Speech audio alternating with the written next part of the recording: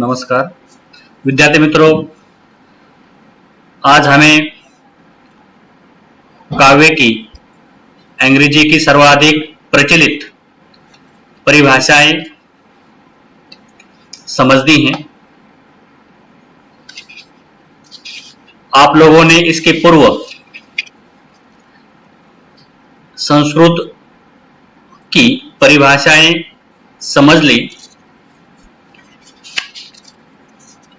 इन परिभाषाओं में संस्कृत विद्वानों ने शब्द और अर्थ, गुण, दोष, अलंकार, रीति, वक्रोक्ति आदि को महत्व दिया है और इसी के साथ उन्होंने काव्य में भाव तत्व, कल्पना तत्व, बुद्धि तत्व आदि का विशेष स्थान निर्धारित किया है। संस्कृत की परिभाषाओं को समझने के बाद आज हमें पाश्चात्य साहित्य में काव्य को लेकर तथा काव्य शास्त्र को लेकर जो विवेचन दिखाई देता है उसका अध्ययन करना है। पाश्चात्य साहित्य का मतलब होता है कि भारत के बाहर साहित्य को लेकर जो विचार हुआ है, साहित्य को लेकर जो कुछ सिद्धांत, विचार तथा आलोचनाएं हुई हैं, उसका परिचय प्राप्त करना, उसे अंग्रेजी भी कहा जाता है क्योंकि संपूर्ण विश्व की जानकारी अंग्रेजी भाषा में होने के कारण यह अंग्रेजी के माध्यम से हमें पाश्चात्य काव्य शास्त्र का परिचय देखना है। इसलिए यह हमने शीर्षक दिया है काव्य की अंग्रेजी की सर्वाधिक प्रचलित परिभाषाएं। इन परिभाषाओं में अनेक विद्वान हमें दिखाई देते हैं। ये सभी अंग्रेजी भाषी हैं ऐसा नहीं, ये अनेक देशों से हैं और अपने अपने देशों में इन्होंने साहित्य को लेकर जो विचार व्यक्त किए हैं, जो सिद्धांत व्यक्त किए हैं या सिद्धांत दिए हैं, संप्रदाय दिए हैं, उनका अध्ययन करना है। पाश्चात्य साहित्य में हमें सबसे पहले जो विद्वान दिखाई देते हैं वह है प्लेटो। प्लेटो ने वैसे काव्य को या अनुकरण कहा था। उनके शिष्य अरिस्टोटल या जिन्हें हिंदी में अरस्तु कहते हैं, अरस्तु ने यहाँ प्रकृति का अनुकरण कहकर अपने ही गुरु के मतों का खंडन करने का प्रयास अरिस्टोटल ने किया है। आगे चलकर अनेक विद्वानों ने साहित्य शास्त्र या काव्य शास्त्र पर अपने विचार प्रकट किए हैं। उन्हीं विचारों को हमें आज समझना है। इन विद्वानों ने काव्य की परिभाषाएं सीधे सीधे नहीं दी है। उन्होंने काव्य निर्माण के विशिष्ट तत्वों को ध्यान में रखकर उसे परिभाषित करने का प्रयास किया है। इससे विभिन्न काव्य लक्षणों में कोई एक तत्व प्रधान हो गया है और अन्य गौण हो गए हैं। इन आचार्यों ने सबसे पहले अनुकरण को आधार बनाकर काव्य को परिभाषित करने का प्रयास किया है। मैंने इसके पूर्व कहा था कि प्लेटो ने काव्य को अनुकरण माना और उसे राज्य से बहिष्कृत करने का कार्य किया, लेकिन आगे चलकर उनके ही शिष्य ने, जिनका नाम अरस्तु है, उन्होंने अनुकरण का अर्थ पुनर्रचना लिया और इस आधार पर उन्होंने काव्य को कला माना। तो काव्य को कला मानकर उन्होंने यहाँ प्रकृति का अनुकरण कला के माध्यम से होता है, इसलिए काव्य को भी उन्होंने कला माना है।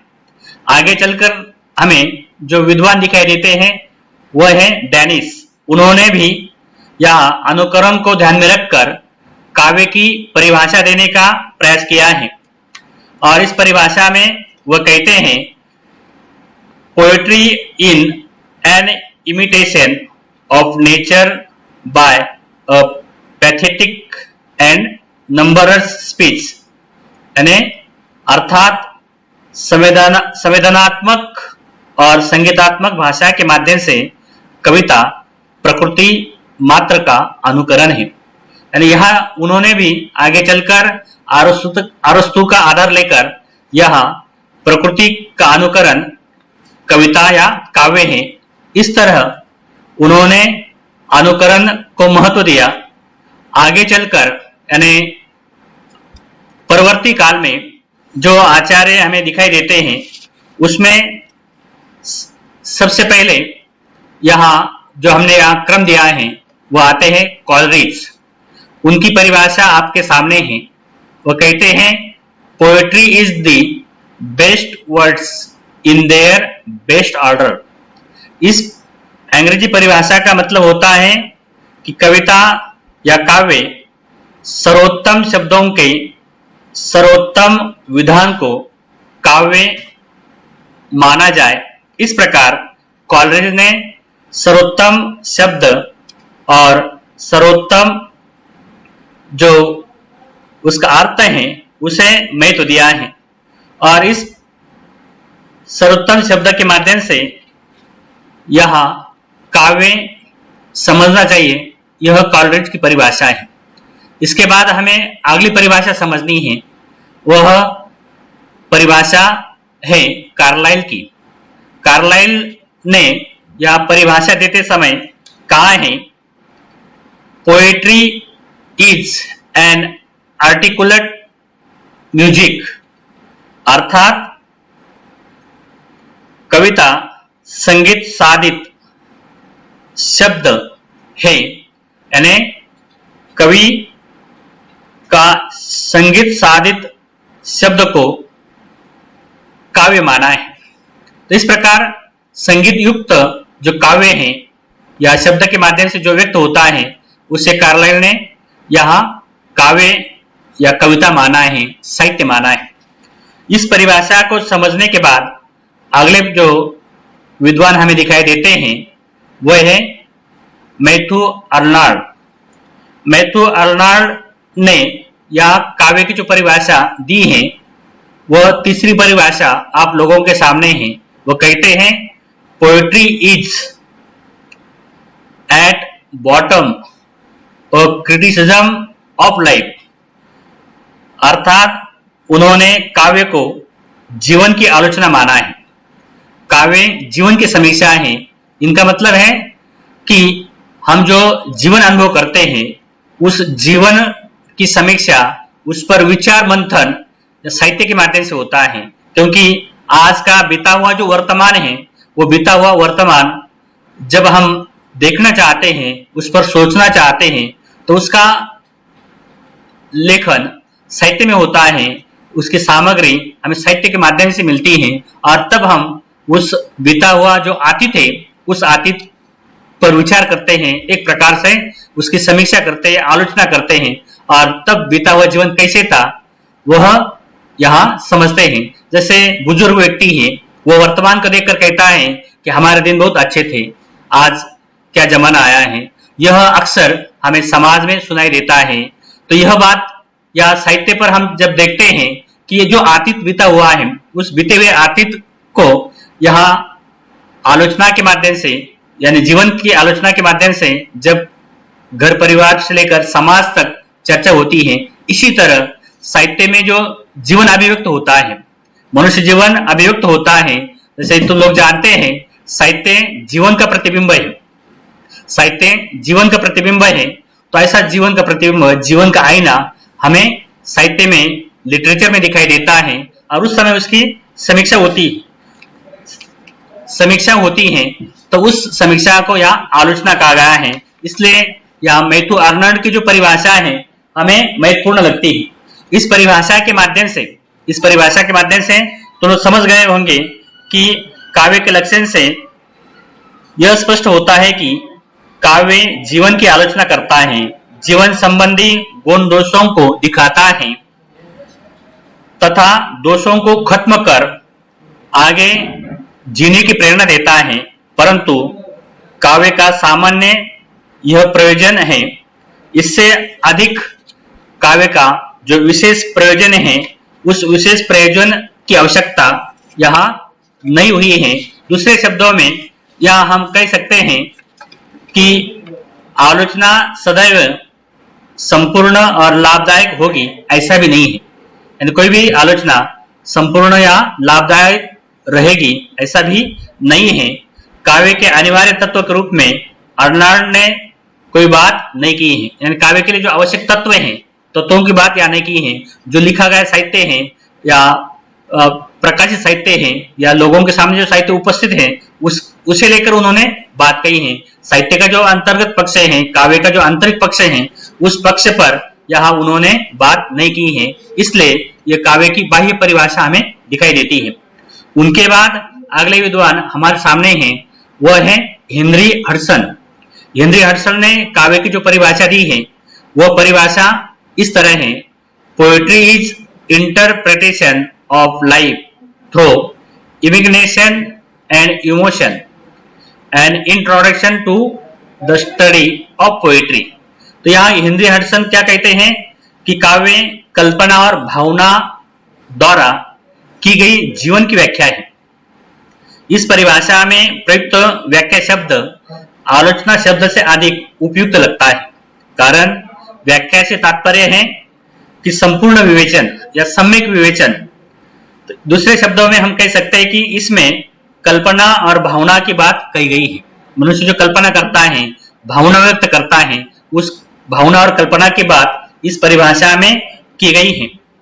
कल्पना के कारण संभाव्य सत्य को स्थान मिलता है या मिल जाता है। तो यह भावना और कल्पना के कारण ही काव्य ज्ञान विज्ञान से अलग हो जाता है।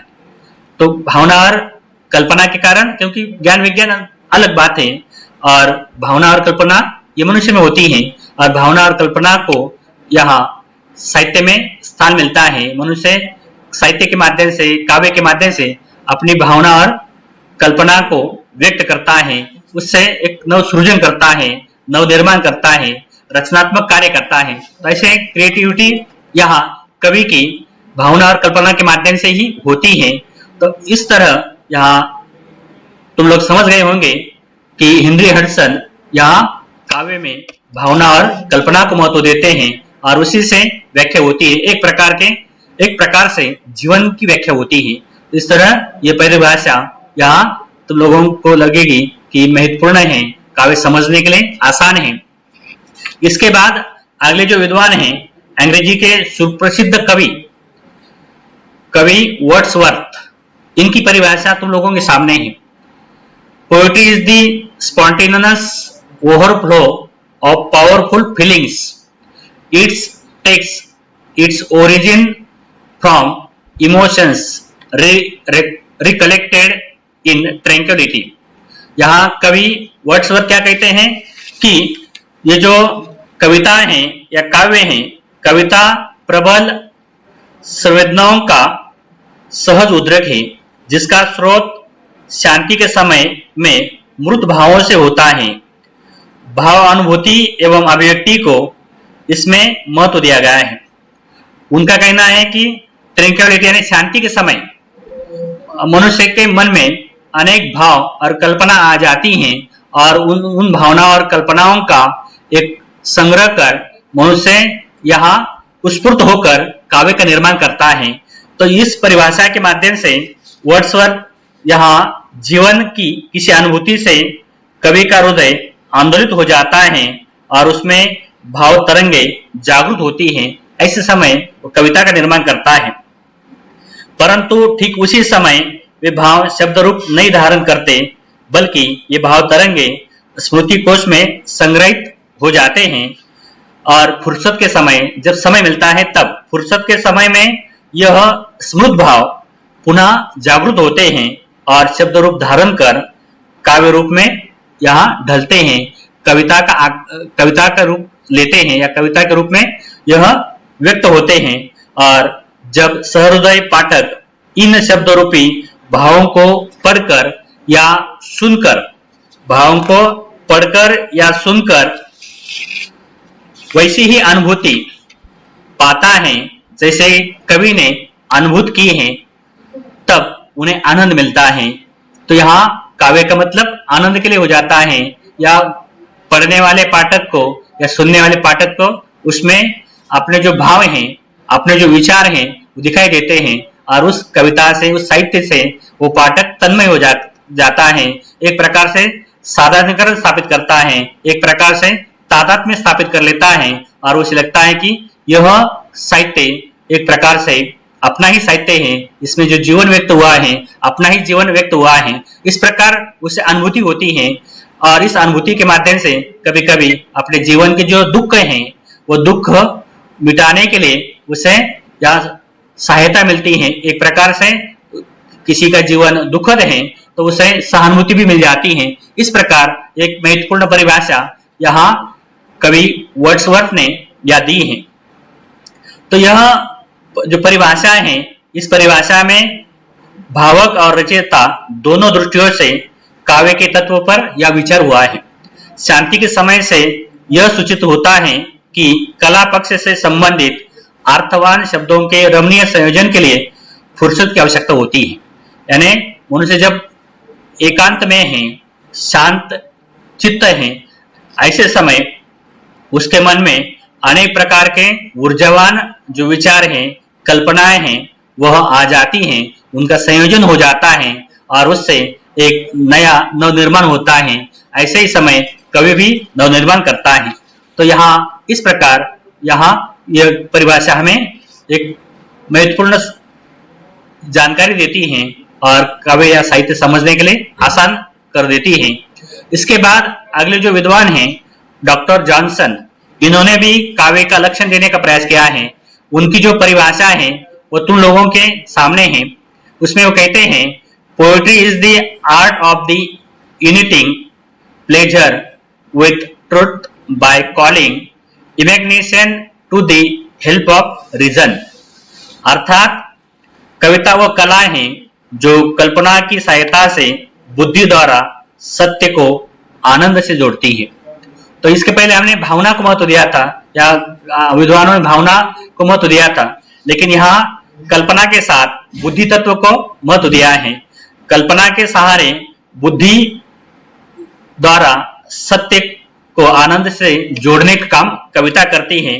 तो यह परिभाषा इस दृष्टि से आधुनिक युग में महत्वपूर्ण है कि मनुष्य एक विचारशील प्राणी बन गया है और इस विचार को यहाँ कल्पना की सहायता मिल जाती है, कल्पना का पुट मिल जाता है। तो मनुष्य के जो विचार है वो विचार यहाँ व्यक्त होते हैं, क्योंकि भावना यहाँ भावनाशील होकर मनुष्य कुछ भी व्यक्त कर सकता है, लेकिन जब बुद्धि उस पर नियंत्रण करती है, बुद्धि के माध्यम से वह कुछ बात व्यक्त करता है, तो उसमें मुख्यतः सोच समझ कर बातें व्यक्त हो जाती हैं और अधिकांश समय यह सत्य सामने आ जाता है।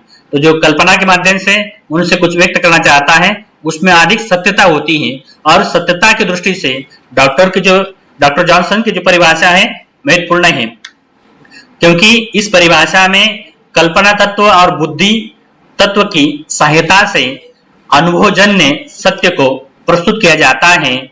इसलिए यह जो है यह परिभाषा महत्वपूर्ण लगती है, पर वह सत्य आनंददायक नहीं होता, परंतु काव्य का सत्य आनंददायक होता है। जैसे हम विचार व्यक्त करते हैं वो सत्य आनंद नहीं देता, लेकिन काव्य का सत्य आनंद देता है, क्योंकि उसमें कल्पना के माध्यम से नए नए अनुभव यहाँ कवि व्यक्त करता है, साहित्यकार व्यक्त करता है। तो ऐसा कवि का जो काव्य है वो सत्य, काव्य का सत्य मनुष्य को आनंददायक लगता है, कल्पना के सहयोग से वो सुंदर भी बन जाता है और बुद्धि के द्वारा संभवनीय होता है। तो इसलिए सहृदय को आनंद मिलता है। इस परिभाषा में दो खामियां हैं। पहली यह कि इसमें भाव तत्व का स्पष्ट उल्लेख नहीं है, जो कि काव्य का कारक तत्व है। दूसरे, कल्पना तत्व की अपेक्षा बुद्धि तत्व को अधिक महत्व दिया गया है। वस्तुतः काव्य में भाव कल्पना के बाद बुद्धि को स्थान मिलता है, तो वह अभाव हमें इस परिभाषा में दिखाई देता है। तो एक सीधे मनुष्य कल्पना पर नियंत्रण बुद्धि के माध्यम से यहाँ करता है, और बुद्धि के माध्यम से जो व्यक्त होता है वही सत्य मानना यहाँ डॉक्टर जॉनसन को अभिप्रेत है। इस दृष्टि से यहाँ कल्पना तत्व और बुद्धि तत्व के आधार पर निर्माण हुई यह परिभाषा है। इसके बाद अगली जो परिभाषा है वह एक शब्दकोश के माध्यम से है, और इस परिभाषा में हमें काव्य को व्याख्यायित करने का प्रयास इस शब्दकोश ने किया है। उस शब्दकोश का नाम है चैम्बर्स शब्दकोश। इसका उल्लेख डॉक्टर चैम्बर्स शब्दकोश इस प्रकार भी मिलता है। उनकी परिभाषा है, यह परिभाषा आप लोगों के सामने है। Poetry is the art of expressing in melodious words thoughts which are the creation of imagination and feeling। अर्थात कविता वह कला है जो कल्पना और भावों से उत्पन्न विचारों को मधुर शब्दों में व्यक्त करती है। तो यह काव्य की जो परिभाषा है यहाँ सबसे महत्वपूर्ण लगती है, क्योंकि इसमें भाव कल्पना को महत्व दिया गया है, और विचारों के माध्यम से जो मधुर शब्द है, काव्य के लिए मधुर शब्दों की जरूरत होती है, मिठास की जरूरत होती है। मिठास से ही यहाँ जैसे चिटियां नजदीक आ जाती हैं, वैसे ही मधुर शब्दों से ही लोग नजदीक आते हैं। लोगों को वो वाणी आकर्षित करती है, शब्द आकर्षित करते हैं। इसलिए हमेशा शब्द मधुर होने चाहिए, बोलते समय हो, व्यवहार में हो। उसी तरह साहित्य में तो मधुर शब्द रहते हैं, साहित्य पढ़कर यहाँ लोग आकर्षित हो जाते हैं। तो ऐसी बात यहाँ हमें इस परिभाषा में दिखाई देती है कि काव्य की यह परिभाषा भाव और कल्पना द्वारा उत्पन्न विचारों को मधुर शब्दों में अभिव्यक्ति देती है।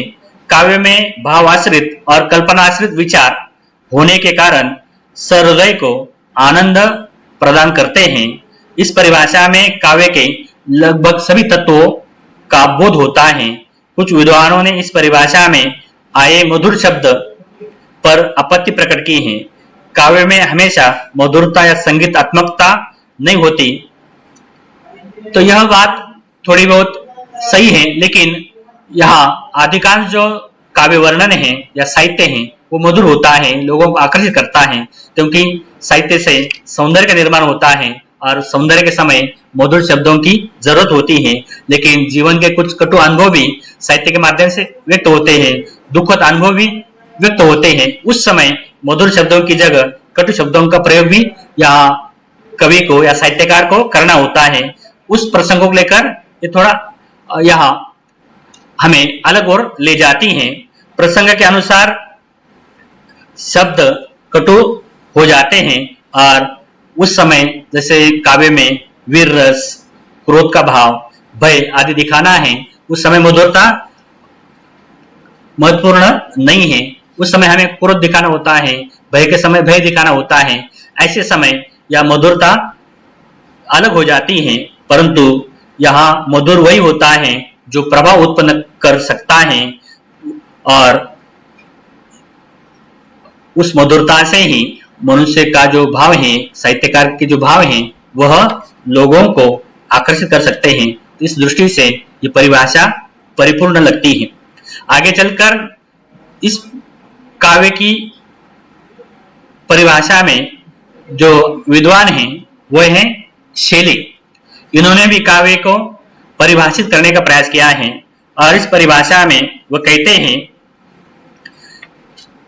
Poetry is the record of the best and happiest moments of the happiest and best mind।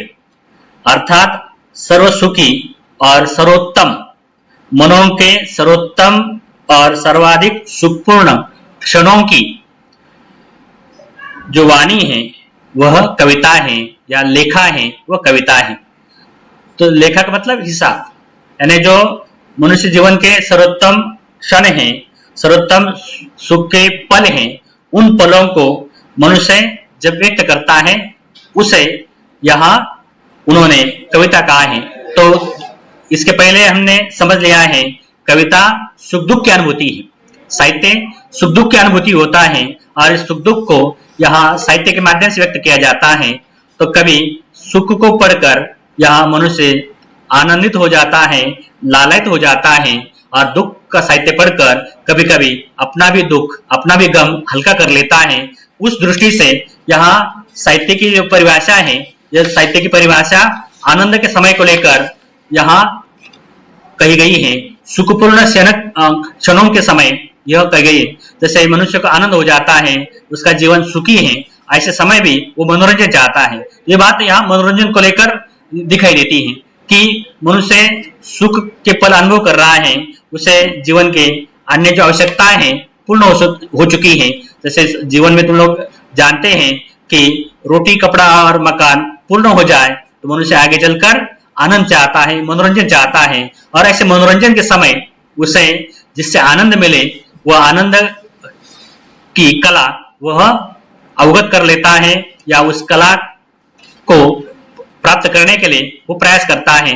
और साहित्य भी मनुष्य का मनोरंजन करता है, मनुष्य का मार्गदर्शन करता है, मनुष्य को जीवन के लिए प्रेरणा देता है, या मनुष्य जीवन के जो दुख हैं वो हल्का करने का कार्य करता है। ऐसे समय यह परिभाषा यहाँ एकदम महत्वपूर्ण लगती है, और इस परिभाषा के माध्यम से सुखी जीवन के लिए और आनंद यहाँ देने का कार्य या साहित्य के माध्यम से होता है। इस प्रकार शैली यहाँ कहते हैं। तो तुम लोग इस अंग्रेजी लक्षणों के साथ या अंग्रेजी परिभाषाओं के माध्यम से समझ गए होंगे कि अंग्रेजी विद्वानों ने, अंग्रेजी लेखकों ने, कवियों ने या विचारकों ने यहाँ काव्य को या साहित्य को परिभाषित करने का ये प्रयास किया है। तो इसमें उन्होंने काव्य के जो तत्व हैं, भाव तत्व, कल्पना तत्व, विचार तत्व और शैली तत्व, इसे महत्व दिया है। और कुछ विद्वानों ने आलोचना को महत्व दिया है, कुछ विद्वानों ने व्याख्या को महत्व दिया है। तो इस आधार पर हम या काव्य के तत्वों से भी परिचित हो जाते हैं। आगे चलकर तत्वों का अलग से हमें अध्ययन करना है, लेकिन यहाँ ये बातें स्पष्ट हो जाती है। काव्य का आंतरिक पक्ष भी सामने आ जाता है, काव्य का बाह्य पक्ष भी सामने आ जाता है, और उससे हमें जो यहाँ काव्य के स्वरूप के बारे में ज्ञान हुआ, बोध हुआ, उससे काव्य शास्त्र हमारे लिए आसान बन गया है। इसी तरह यहाँ संस्कृत के साथ, अंग्रेजी के साथ आगे चलकर हमारे हिंदी के विद्वानों ने काव्य को या काव्य साहित्य शास्त्र को परिभाषित करने का, व्याख्यायित करने का प्रयास किया है। और हिंदी साहित्य का जो आरंभ है, आप लोग जानते हैं, 1000 साल से हुआ है। 1000 साल से आरंभिक काल में काव्य शास्त्र पर इतना विचार हिंदी में नहीं दिखाई देता है। हिंदी में ऐसे विद्वान नहीं हुए हैं। आरंभ में कोई भी विद्वान नहीं बन सकता, उसके लिए अभ्यास की जरूरत होती है, उसके लिए अध्ययन की जरूरत होती है, और आगे चलकर वह यहाँ विद्वान बन जाता है या किसी विषय पर विचार व्यक्त करता है। तो हिंदी साहित्य के आरंभिक काल में या हिंदी भाषा के आरंभिक काल में हमें ऐसे विद्वान नहीं दिखाई देते हैं। तो हिंदी साहित्य में 15वीं शती में, हमें 15वीं-16वीं शती में जो कुछ कवि हुए, आचार्य हुए, जिन्होंने काव्य शास्त्र का अध्ययन करना प्रारंभ किया, ऐसे विद्वानों में यहाँ हिंदी के जो लक्षण है या हिंदी में काव्य को परिभाषित करने का प्रयास है वो हुआ है। संस्कृत और अंग्रेजी के आचार्यों के समान हिंदी के आचार्यों ने भी काव्य के लक्षण और परिभाषा खोजने का प्रयास किया है। उनके मतों को हम 2 भागों में विभाजित कर सकते हैं। एक है मध्यकालीन विद्वान और दूसरे हैं आधुनिक विद्वान। जैसे मैंने कहा कि हिंदी का आरंभिक काल यहाँ काव्य शास्त्र को लेकर उपेक्षित दिखाई देता है, लेकिन आगे चलकर हिंदी का जो मध्य भाग है वहां हिंदी के विद्वानों ने, आचार्यों ने काव्य को परिभाषित करने का प्रयास किया है या काव्य शास्त्र का अध्ययन करने का प्रयास किया है, और उस अध्ययन के आधार पर साहित्य निर्माण को लेकर उन्होंने विचार देने का कार्य किया है। ऐसे समय जो विचार हैं वो विचार हमारे सामने आते हैं, तो वह दो प्रकार से आते हैं, मध्ययुगीन विद्वान और आधुनिक विद्वान। आधुनिक मतलब यहाँ 200 वर्ष से जो आधुनिक काल दिखाई देता है, मॉडर्न युग दिखाई देता है, उस समय जिन विद्वानों ने साहित्य का अध्ययन किया, साहित्य के बारे में अपने विचार व्यक्त किए, उन विद्वानों के विचार हमें काव्य के लक्षण के माध्यम से या काव्य की परिभाषाओं के माध्यम से, काव्य की व्याख्याओं के माध्यम से समझने हैं। तो मध्यकालीन विद्वानों में हमें देखना है कि हिंदी साहित्य का ये भक्ति काल और रीति काल है। हिंदी साहित्य के भक्ति काल में जैसे आप लोग जानते हैं कबीरदास, तुलसीदास, सूरदास, कवि रहीम या कवि जायसी, इन कवियों को जानते हैं, ये भक्ति काल के कवि हैं। इनके बाद जो कवि आते हैं रीतिकाल के, वह आचार्य केशवदास, कवि बिहारी, कवि भूषण। तो इन कवियों के समय जिन विद्वानों ने या काव्य को परिभाषित करने का प्रयास किया है, उन्हें हमें मध्यकालीन विद्वानों के माध्यम से समझना है या मध्यकालीन कवियों के माध्यम से समझना है। तो मध्यकालीन जो कवि हैं उसमें रीतिकाल के कवियों ने, रीतिकाल के आचार्यों ने काव्य को परिभाषित करने का प्रयास किया है, और उसमें काव्य पर विचार करने वाले सबसे पहले जो विद्वान हैं या आचार्य हैं वह आचार्य केशवदास। इन्होंने जो काव्य के संबंध में अपना मत व्यक्त किया है वह उनके ही अनुसार इस प्रकार है।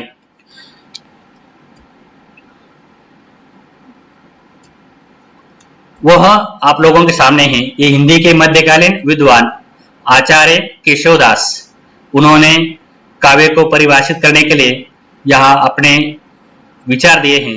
यद्यपि सुजाति सुलक्षणी सुबास सरस सुवृत्त भूषण बिनु न विराज ही कविता बनेता मित्त। यद्यपि सुजाति सुलक्षणी सुबास सरस सुवृत्त भूषण बिनु न विराज ही कविता बनेता मित्त। तो यहाँ आचार्य केशवदास काव्य की शोभा बढ़ाने के लिए अलंकार को महत्व देते हैं। उनकी परिभाषा का जो भावार्थ है, आशय है, वह इस प्रकार हम समझ सकते हैं कि आचार्य केशवदास काव्य की शोभा अलंकार से मानते हैं, यानी काव्य जो है उसकी शोभा अलंकार से बढ़ती है।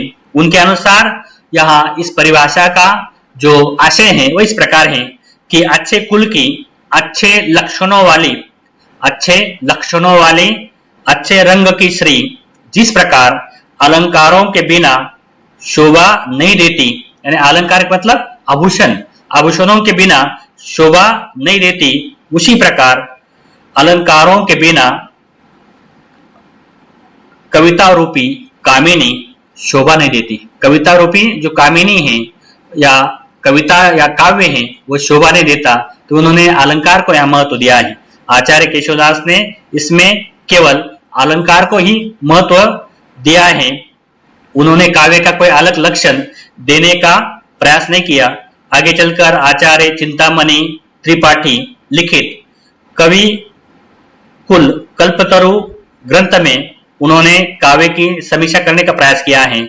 उन्होंने भी संस्कृत के आचार्य विश्वनाथ जो हैं उनकी ही परिभाषा को दोहराने का प्रयास, वाक्यम रसात्मक काव्यों को हिंदी में उन्होंने या रस को महत्व देकर उद्घाटित किया है। और इस परिभाषा में हमें लगता है कि यह संस्कृत का ही अनुकरण है, और वो कहते हैं बत काहू रसमय जो है कवित्त कहावे सोई। तो उन्होंने यहाँ अलंकार को महत्व दिया है। आगे चलकर हमें इसी प्रकार कवि कुलपति मिश्र जो हैं उन्होंने भी काव्य पर विचार व्यक्त किए हैं। उनके काव्य लक्षण में यहाँ गुण और दोष को महत्व है, अलंकार को उन्होंने कम महत्व दिया है। इसी प्रकार आगे चलकर जो विद्वान दिखाई देते हैं सुरति मिश्र ने भी रीतिकाल में काव्य सिद्धांत जो ग्रंथ है उस ग्रंथ में अपने विचार व्यक्त किए हैं, और उनके विचारों में यहाँ उन्होंने रीति को महत्व दिया है। रीति को महत्व देकर या काव्य का लक्षण देने का प्रयास किया है, लेकिन यह लक्षण हमें संस्कृत काव्य शास्त्र में दिखाई देता है। इसके बाद यहाँ जो रीतिकाल के जो कवि हैं उनके बाद हमें आधुनिक काल के जो विद्वान हैं या आधुनिक काल के जो कवि हैं उन कवि और विद्वानों की परिभाषाओं के माध्यम से समझना है कि उन्होंने किस प्रकार यहाँ काव्य को व्याख्यात करने का प्रयास किया है। उनकी परिभाषाओं में हमें दिखाई देता है कि आधुनिक काल के विद्वानों ने काव्य के स्वरूप पर विचार किए हैं। इन विद्वानों ने संस्कृत के आचार्यों की तरह काव्य शास्त्र की मीमांसा करने का स्वतंत्र प्रयास नहीं किया है। आधुनिक विद्वानों में हमें सबसे पहले आचार्य रामचंद्र शुक्ल के जो विचार हैं उम्मीदपूर्ण लगते हैं। उनका चिंतामणि जो ग्रंथ है, चिंतामणि ग्रंथ में उन्होंने कविता क्या है शीर्षक से काव्य पर उन्होंने विचार व्यक्त किया है। उसमें वो लिखते हैं, जिस प्रकार आत्मा की मुक्त अवस्था ज्ञान दशा कहलाती है, उसी प्रकार हृदय की मुक्त अवस्था रस दशा कहलाती है। तो उन्होंने आत्मा की ज्ञान दशा को मुक्त अवस्था को ज्ञान दशा कहा है और हृदय की मुक्त अवस्था को रस दशा कहा है, यानी कविता के माध्यम से वह व्यक्त होती है। उन्होंने रस की दशा कही है। तो इस परिभाषा में आचार्य शुक्ल ने रस को अधिक महत्व दिया है तथा हृदय की मुक्त अवस्था और रस दशा की हृदय की मुक्त अवस्था और रस दशा की व्याख्या उन्होंने अपेक्षित थी वह नहीं दी है। इसलिए यह परिभाषा भी सर्वसमावेशक नहीं लगती। आगे चलकर कवि पंत ने यहाँ काव्य को परिभाषित करने का प्रयास किया है, कविता को परिभाषित करने का प्रयास किया है। वो स्वयं कवि होने के कारण आप लोग जानते हैं उन्हें ज्ञानपीठ पुरस्कार भी मिला था। ऐसे कवि पंत ने काव्य की परिभाषा इस प्रकार दी है, काव्य हमारे परिपूर्ण क्षणों की वाणी है। काव्य हमारे परिपूर्ण क्षणों की वाणी है, यानी परिपूर्ण या जब मनुष्य हो जाता है या अनुभूति हो जाती है उस समय हमें काव्य निर्माण की जो प्रेरणा है मिलती है, काव्य व्यक्त हो जाता है। इस परिभाषा के बाद आगे चलकर हमें जो विद्वान दिखाई देते हैं वही डॉक्टर नगेंद्र। डॉक्टर नगेंद्र इन्होंने भी काव्य शास्त्र पर, हिंदू साहित्य इतिहास पर ग्रंथ लिखे हैं और इन्होंने काव्य शास्त्र पर विचार व्यक्त किए हैं। इन्होंने रस को महत्व देकर व्याख्या की है। रसात्मक शब्दार्थ ही उनकी दृष्टि में काव्य है, यानी जिस काव्य में रस प्रधानता है उस शब्दार्थ को, उस काव्य को उन्होंने यहाँ कविता माना है।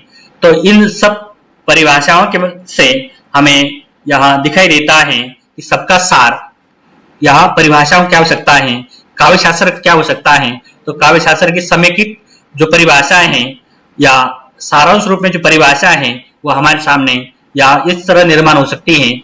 साहित्य बुद्धि की सहायता से कल्पना के द्वारा भावों को अर्थवान शब्दों में जीवन की रमणीय अभिव्यक्ति है।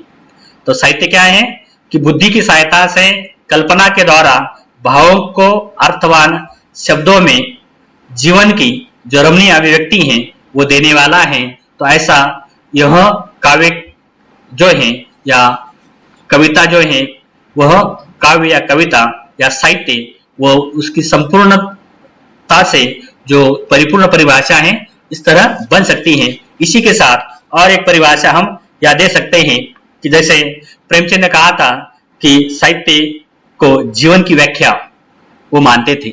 जीवन की व्याख्या साहित्य में होती है, यानी जो जीवन है उसकी आलोचना या व्याख्या साहित्य के माध्यम से की जाती है। इस तरह प्रेमचंद ने परिभाषा देते समय या व्याख्या देते समय कहा है कि मैं साहित्य को जीवन की व्याख्या मानता हूं। तो इन सब की परिभाषाओं के बाद हम एक सारांश रूप में और एक परिभाषा यहाँ उद्घाटित कर सकते हैं, वह है जो शब्दार्थ सहृदय की प्रतिभा, जो शब्दार्थ सहृदय की प्रतिभा शक्ति को जागृत कर उसे साधारणीकृत अवस्था में पहुंचाने की क्षमता रखता है वो काव्य है। जो शब्दार्थ सहृदय की प्रतिभा शक्ति को जागृत कर उसे साधारणीकृत अवस्था में पहुंचाने की क्षमता रखता है वो काव्य है। तो इसके पूर्व हमने समझ लिया कि जो काव्य या साहित्य पढ़ने वाले पाठक को, सुनने वाले पाठक को सहृदय कर लेता है, तादाद में स्थापित कर लेता है, उससे जोड़ लेता है, वह साहित्य है, वह काव्य है। इस प्रकार यहाँ संस्कृत, अंग्रेजी और हिंदी विद्वानों के माध्यम से काव्य को परिभाषित करने का प्रयास हुआ है और इसी परिचय के माध्यम से आगे चलकर हमें काव्य शास्त्र का विस्तार से अध्ययन करना है। और अध्ययन में काव्य के तत्व, क्योंकि इन परिभाषाओं से तुम लोगों को और बातें स्पष्ट हुई हैं। इसमें काव्य के तत्व होते हैं, काव्य के हेतु होते हैं, काव्य के प्रयोजन होते हैं या काव्य के उद्देश्य होते हैं, काव्य में शब्द की शक्ति होती है या काव्य कई प्रकार के होते हैं, काव्य के भेद, और काव्य के लिए अलंकारों की आवश्यकता होती है, काव्य के लिए रस की आवश्यकता होती है, काव्य के लिए छंदों की आवश्यकता होती है। इन सभी बातों का परिचय इन परिभाषाओं के माध्यम से यहाँ हुआ है। आगे चलकर उनका ही विस्तार से हमें अध्ययन करना है। आज इन परिभाषाओं के माध्यम से हमें यहाँ रुकना है। आगे काव्य के तत्व, काव्य के हेतु के माध्यम से हमें फिर से आगे काव्य शास्त्र का अध्ययन करना है। यहाँ हमें रुकना है। धन्यवाद।